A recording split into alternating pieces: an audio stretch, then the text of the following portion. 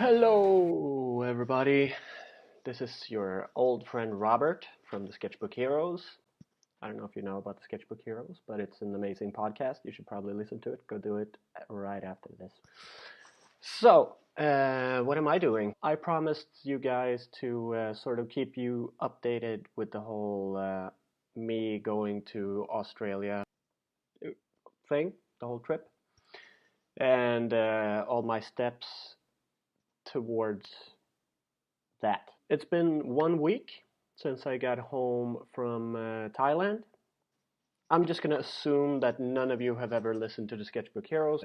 You don't know who I am or anything. Let's take it back. Let's take it way back. 7 or 8 months ago, I met a girl, fell in love. You know, one of those sort of movie crushes that you don't really think is real, but then turns out they are.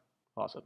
What happened was when I met this girl, I already knew that she had gotten into a school in Sydney, Australia, and was going to move there to study for about 2 or so years. At that time, she and I were in a stage in our lives where we didn't really feel like we wanted a solid relationship again. It was more like a summer fling type deal, but as these things go, it always turns out to be the total opposite of what you think it is. A summer fling turned out to be the love of my life, and well, here I am. The months flew by like nothing else, and it was time for her to start packing and like preparing for Australia.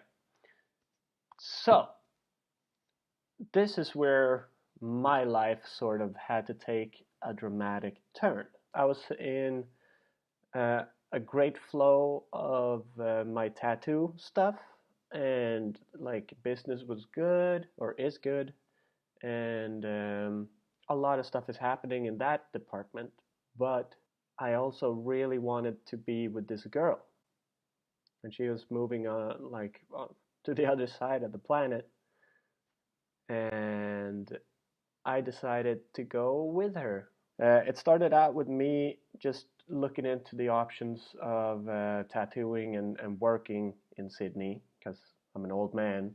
And if you pass the magical age of 30, you can no longer apply for the working holiday visa. And the working holiday visa is pretty much a longer vacational type of visa that allows you to work as well. And you get that for 1 year. And while you're there, you can apply for another year. Like you can extend your visa. So you can have it for 2 years. And that would have been fucking perfect. But like I said, I've passed the magical age of 30. I am no longer young enough to work and have vacation at the same time, I guess. I don't know. So that meant that I really had to sort of figure out how to do this. And Australia, I don't know if you've ever been or if you've ever tried to go or whatever, but it's not an easy country to get into.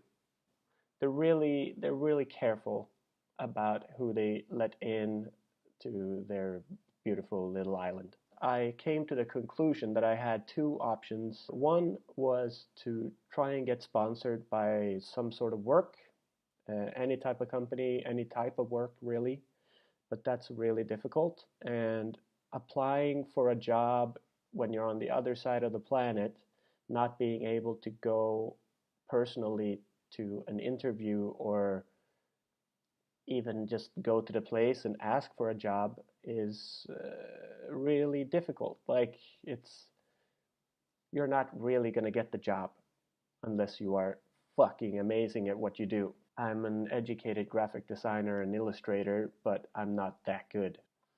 So the other thing is study.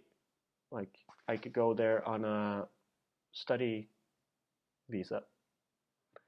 And that's pretty much what I decided to do because it turned out to be sort of the simpler option, even if it's not simple at all. And yeah, so that's sort of where I ended up just sort of accepting it, I guess. the cool thing about it is like as soon as I accepted that, the only option for me is to go there and study, I felt really happy about it. I haven't studied for about four or 5 years or so, and so I felt really excited to go back to school, and not only go back to school, but now I've been working as an illustrator, and I've been working doing a lot of artsy type stuff. So now I was like, what if I study like proper art? Or what if I study some more in-depth type of illustration course or something to like really elevate my current level of artistry? Is that a word? So I decided to study, and I'm gonna do that story in a different episode. So fast forwarding a bit, and I've decided to go to school and la la la. The original plan was that we were gonna go to Sydney together or fly down together, and that would have been like I would have started school right about now where I'm shooting this video, and that's around mid-February. But it wasn't as easy as I thought it was going to be applying for the school and stuff. Like I said, I'll cover that in a different episode. So the compromise that we did, because obviously she was going to start school, or she has started school, the compromise was let's go to Thailand, chill out there for a week or two, and then she moseys on down to Sydney, and I come back home and work a bit more and save money and come down when it's my time.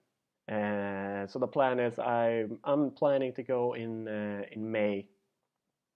Yeah, like I said, we compromised. We went to Thailand. We went to a small island called Koh Lipe, and Koh Lipe. I mean, it's a really small island, and it's kind of far away.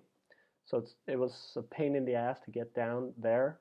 Summarizing the small trips, it took about 10 hours to fly from Stockholm to Bangkok. Then we took a cab from Bangkok to the other airport. That took 1.5 hours. Another plane for an hour, and then we had to wait. I mean, in between, there's all of this waiting. But a flight for another hour, and then we had to take a taxi from the airport to sort of the coast of that place where we flew to. Then you had to take a boat from there to Koh Lipe, and that was about 2 hours. Do the math. I was tired. I was really fucking tired when I got there. It was a bit of a pain in the ass because, like, all I wanted to do was hang out with my girlfriend and just have as much time as possible with her, which I kind of did. I mean, we did spend all that time together traveling, but she was sleeping most of the time. I mainly or mostly just got an actual pain in my ass because I was sitting down for so fucking long, and that pain lasted like the whole vacation. But it was an amazing little island. It was sort of so far out that it still hadn't been polluted with as much tourism yet.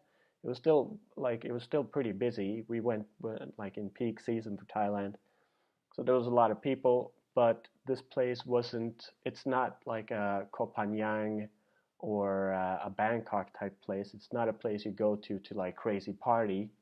It's more the place you go to lie on the beach, snorkel, have amazing seafood dinner, and just relax and have a great vacation. And yeah, so we were there for 1 week and relaxed and had a great time. And then we were in Bangkok for 1.5 days, or 1 day pretty much. I didn't like Bangkok that much. It was way too busy, crowded, felt dirty, and just having like people poke you and like buy this, ah. I don't like that. Too many people make me uncomfortable, and I just want to like just leave me in my little Swedish bubble, please.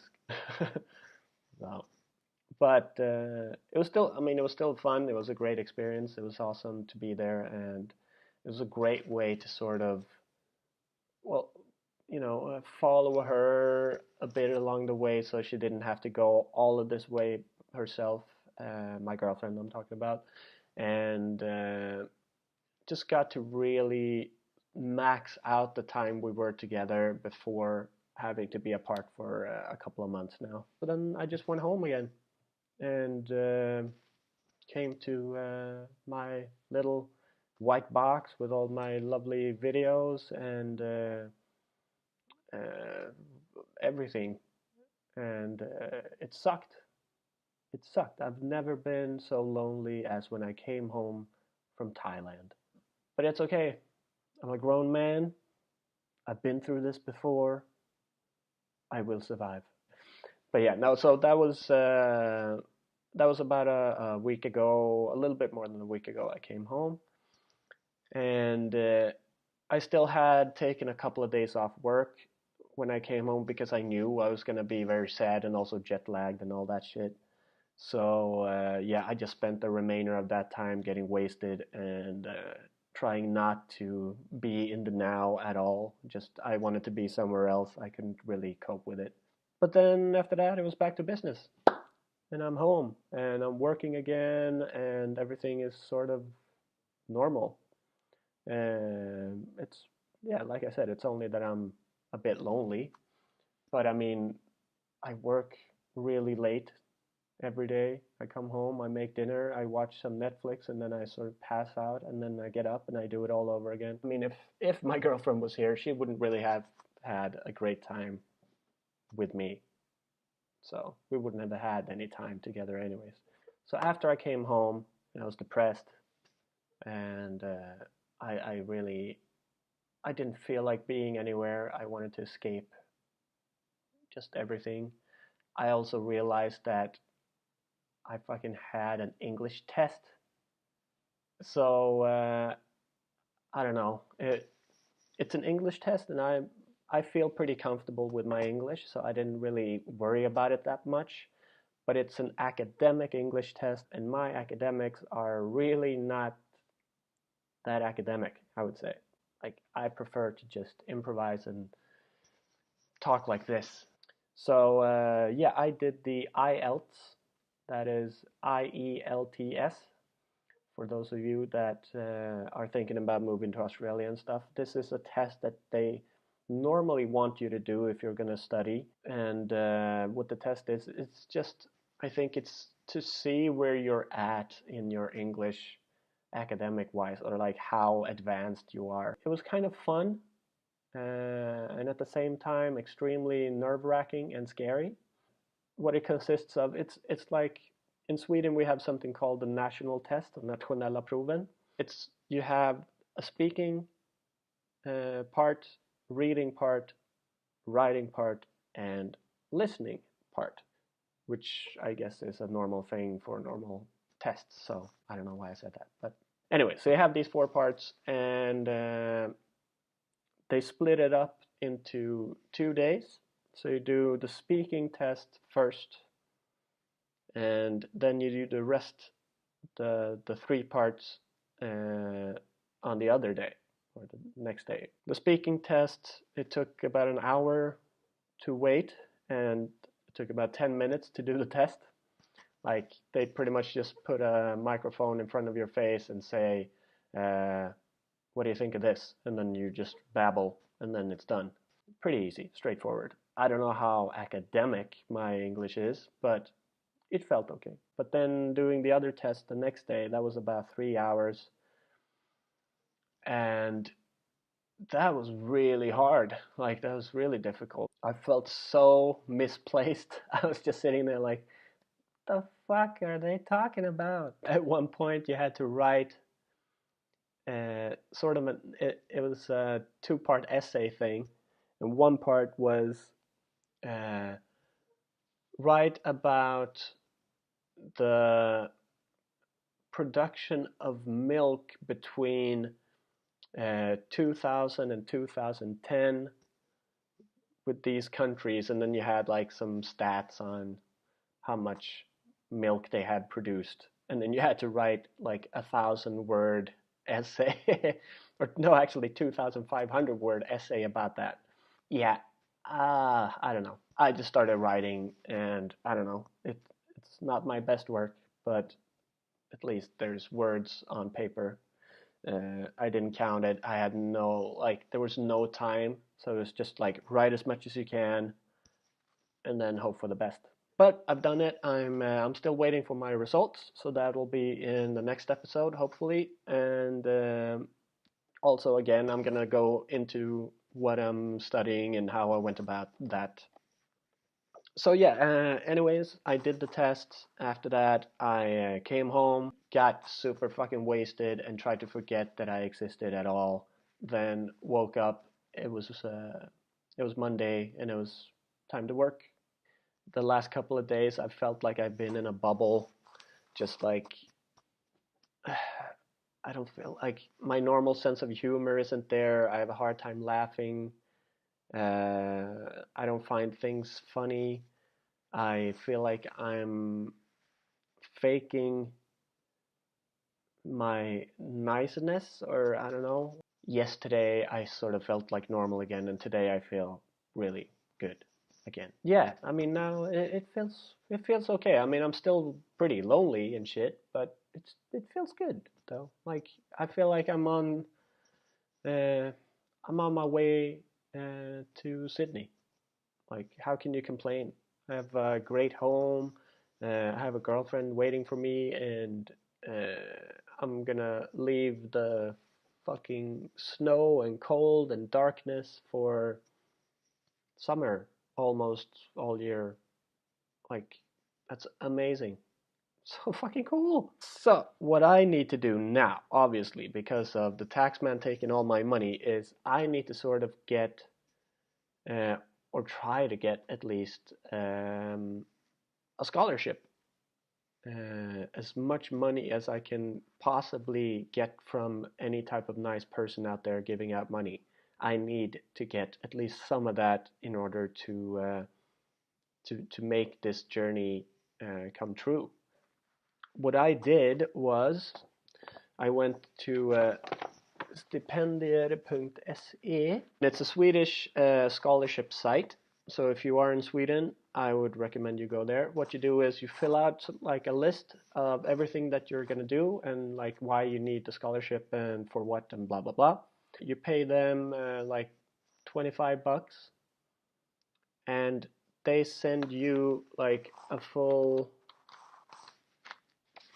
list of different scholarships that suit your purpose. So I have about 9 pages here worth of different sort of companies and foundations and shit that actually grant scholarships to art students, I guess. I mean, I'm not good with the whole writing and kissing ass type thing, which it feels like you're supposed to do. So this is going to be a bit of an experiment. I'm going to try a few different angles, and yeah, it's a lot of work to apply for stuff like this. Many of these scholarships have certain dates that you have to sort of apply within. So, like I said, now it's mid-February. Some of these you can only start applying in September, and they're open like between September and November only. So it's a very limited little gap that you have to write this amazing thing and sell your future or your idea and make them want to give you money to make your dream come true. These people are awesome. I can't even think, like, it's so cool that people want to help people. It's amazing. More of that, please. Yeah, so the scholarships is sort of what I'm going to be diving into now. There's a lot of different ways. Like you can just Google scholarship and then your city or your country, and you'll get a billion hits on Google. Yeah, if you're doing something like this, like why not try at least? Try to get some help. Try to get these people to give you. I mean, it might only be like $200 or it's a little thing, but that little thing is still more than you had before. So, like, just, yeah, just be grateful and take the money.